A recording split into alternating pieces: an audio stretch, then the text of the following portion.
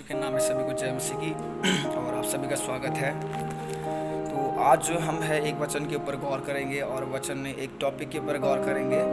गौर ये है, और यहाँ पे हम जब देखते हैं यीशु को जब क्रूस पर चढ़ाया गया, तो वहाँ पे जो क्रूस के समय में जब यीशु मसीह ने प्राण त्यागा, तो वहाँ पे मंदिर का पर्दा फटा। तो आज का जो टॉपिक रहेगा कि वो मंदिर का पर्दा फटा क्यों, आखिर यीशु मसीह के क्रूस पे चढ़ने से वो मंदिर का पर्दा क्यों फटा, उसके पर हम गौर करेंगे। यहाँ पे मेरे साथ खोलिए वचन मत्ती रचित सुसमाचार सभी जन, मत्ती रचित सुसमाचार अध्याय 27 और 50, 27 का 50 और 51 हम पढ़ेंगे। मैं पढ़ने जा रहा हूँ, ध्यान से आप सुनिएगा। तब यीशु ने फिर बड़े शब्द से चिल्लाकर प्राण छोड़ दिए, और देखो मंदिर का पर्दा ऊपर से नीचे तक फटकर 2 टुकड़े हो गया, और धरती डोल गई और चट्टानें तड़क गई। हालेलुया। अब यहाँ पे जो वचन ये बोल रहा है कि ये यीशु मसीह चिल्लाया, और यीशु मसीह ने चिल्लाकर प्राण त्याग दिया।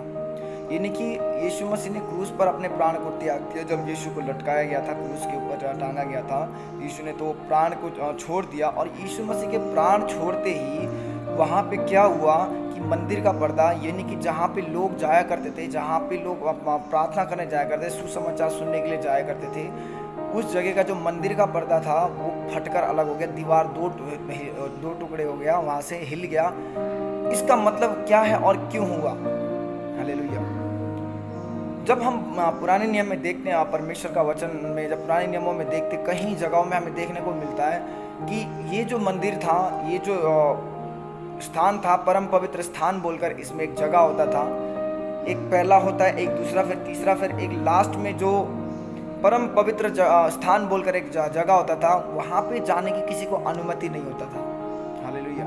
वहाँ पे जाने के लिए किसी को अनुमति नहीं था, और हर कोई व्यक्ति जा नहीं सकता था। और वहाँ पे केवल और केवल याजक लोग या परम अपने आप को शुद्ध कर अपने आप को पवित्र बनाकर जाने वाले लोग ही उस स्थान पे जाया करते थे, अन्यथा जाया नहीं करते थे। क्योंकि जो कोई वहाँ पे जाता था अशुद्ध तरीके से, वो उसका प्राण निकाल दिया जाता था।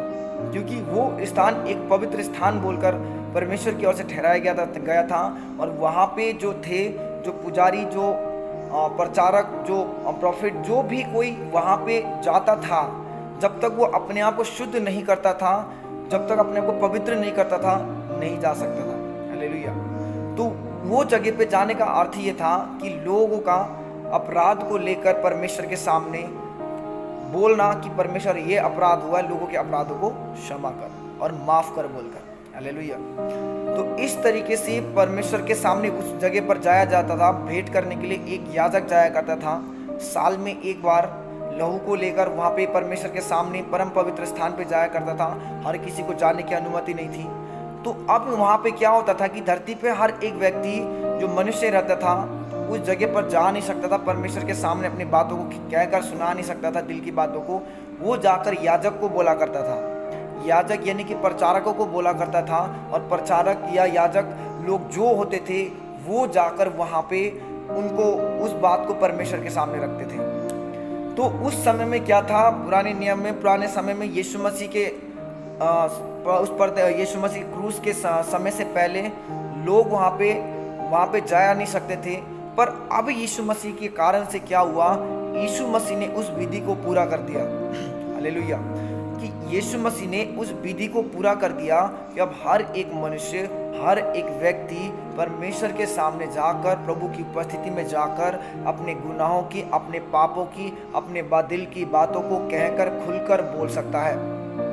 इसलिए प्रभु ने अब उस मंदिर का पर्दा इसलिए फटा क्योंकि अब परमेश्वर ने उस नियम के अंदर उस काम को क्या कर दिया, पूरा कर दिया। अब यीशु मसीह ने अपने आप को बलि कर दिया, अपने आप के लहू को बहा दिया कि अब जो उसका यीशु का लहू है वो लोगों के लिए बोलेगा। हालेलुया। अब यीशु का लहू जो है बोलेगा उस परमेश्वर के सामने, और यीशु उस स्वयं परमेश्वर के सामने बोलेगा, और स्वयं यीशु अब हमारे लिए, आपके और मेरे लिए गुनाहों की माफ़ी मांगेगा। हालेलुया।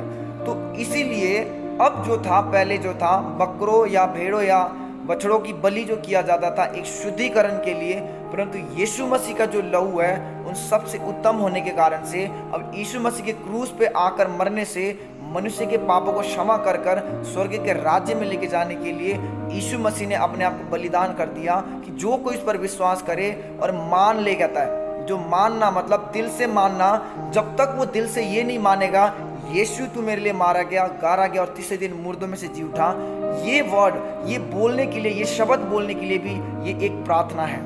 अगर हम ये कहते कि प्रभु तू मेरे लिए मारा गया, गाड़ा गया और मुर्दों में से तीसरे दिन जी उठा, तो अंगीकार करना जरूरी है। अब ये जो अंगीकार है ये एक शब्द है और ये एक प्रार्थना है, और ये मुंह का जो शब्द है, जो ये जो प्रार्थना है, उस समय में अगर हम उस समय के हिसाब से देखें तो याजक लोग ही जाके कर सकते थे।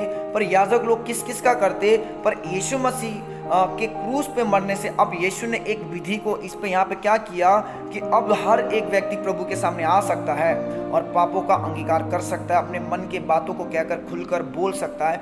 इसलिए अब वो मंदिर का पर्दा फटने का मतलब ये है कि अब वो चीज़ तुम नहीं करने, अब करने की जरूरत नहीं है। एक परम पवित्र स्थान में जाने की जरूरत नहीं है और एक पास्टर को या एक याजक को ही जाकर तुम्हारे गुनाहों के बारे में मेरे सामने आने की जरूरत नहीं है।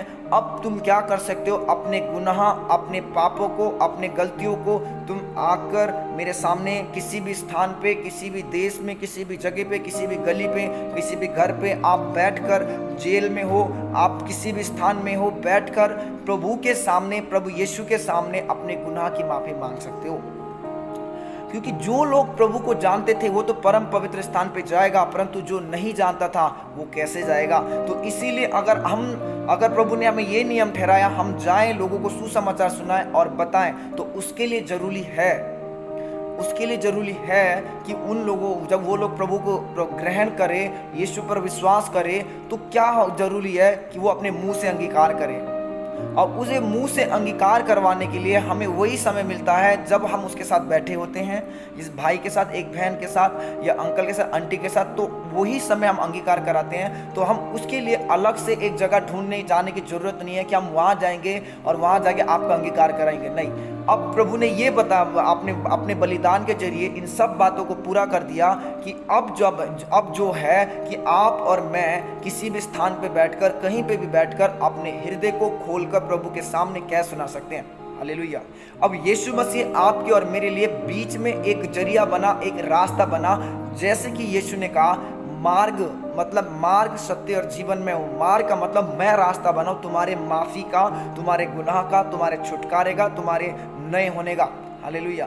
और इसी प्रकार हम पढ़ेंगे पहला तीमुथियुस का यहाँ पे 2:5 पढ़ेंगे। यहाँ पे इस प्रकार से लिखा यीशु के बारे में, क्योंकि यीशु मसीह ने अपने आप को परमेश्वर और हमारे बीच में रखा और आपका और मेरे हाथ को परमेश्वर के साथ ऐसा जोड़ा। नहीं तो हमारा हाथ खुले थे और प्रभु यीशु बीच में आया, एक साइड से हमारा हाथ पकड़ा और दूसरे साइड से पिता का हाथ पकड़ा और हम दोनों जनों को पकड़कर जोड़ दिया और प्रभु और मनुष्य जाति को यीशु ने जोड़ा क्रूस पर अपने आप को बलिदान देकर। तो आइए हम यहाँ पे पढ़ेंगे, क्योंकि परमेश्वर एक ही है और परमेश्वर और मनुष्य के बीच में भी एक ही बिचवाई है, अर्थात मसीह यीशु जो मनुष्य है। हालेलुया। अब यहाँ पे बोल रहा है परमेश्वर एक ही है और परमेश्वर के बीच में बिचवाई भी एक ही है। पहले जो था बिचवाई क्या था, परमेश्वर के दास लोग हुआ करते थे, याजक लोग हुआ करते थे, जाते थे, वो बीच में आते थे और गुनाह को लेकर प्रभु के सामने कहते थे। पर अब परमेश्वर ने क्या बोला कि ये काम को यीशु मसीह करेगा और यीशु मसीह ने पूरा किया और लोगों ने विश्वास किया। हालेलुया। अब क्या होता है, यहाँ पे वचन कहता है कि यीशु मसीह बिचवाई है, मतलब आपके और मेरे माफी के लिए वो उसने प्राइस पे किया और आप और मेरे जीवन के लिए नया जीवन देने के लिए उसने अपने बलिदान को दिया। यहाँ पे यीशु मसीह क्या बना, बिचवाई, मतलब बीच में एक आपके और मेरे बीच में, आप और मैं और परमेश्वर के बीच में आगे खड़ गया और आप मुझे नया जीवन प्रदान किया। हालेलुया। तो इस वचन से परमेश्वर आप सभी को आशीष दे, मुझे भी। इस वचन का अर्थ यही है, वचन यही कहता है कि मंदिर का पर्दा इसलिए फटा क्योंकि पहले हमें जाना पड़ता था परम पवित्र स्थान पे, जाने के लिए हमें याजक के पास जाना पड़ता था। अब आप और मुझे याजक के पास जाने की ज़रूरत नहीं है। अब आप और मैं डायरेक्ट परमेश्वर के साथ बातें कर सकते हैं, हम डायरेक्ट प्रार्थना कर सकते हैं, डायरेक्ट आराधना कर सकते हैं। तो इसलिए वो मंदिर का पर्दा फटा। अब ज़रूरत नहीं है वहाँ उस तरीके का तरीका अपनाने के लिए, इसलिए परमेश्वर ने मंदिर का पर्दा फाड़ दिया। सभी को जय मसीह की। प्रभु आप सभी को आशीष दे।